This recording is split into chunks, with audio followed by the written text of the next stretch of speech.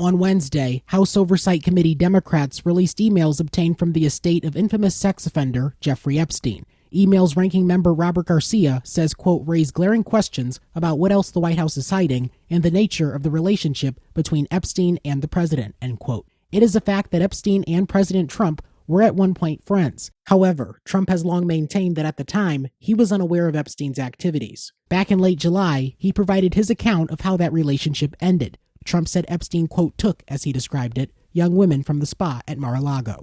People were taken out of the spa, hired by him.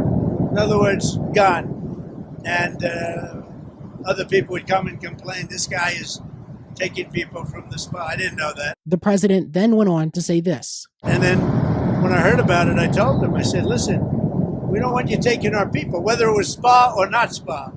I don't want him taking people.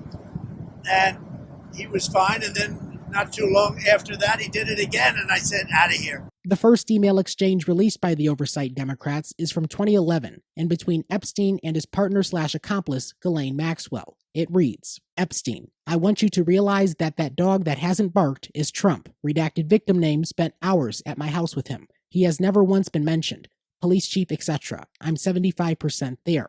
Maxwell, I have been thinking about that. There's also this 2015 email exchange between Epstein and journalist Michael Wolff on the day Trump would be participating in a Republican primary debate. Wolff, I hear CNN planning to ask Trump tonight about his relationship with you, either on air or in scrum afterwards. Epstein, if we were able to craft an answer for him, what do you think it should be? Wolff, I think you should let him hang himself. If he says he hasn't been on the plane or to the House, then that gives you a valuable PR and political currency. You can hang him in a way that potentially generates a positive benefit for you. Or, if it really looks like he could win, you could save him, generating a debt.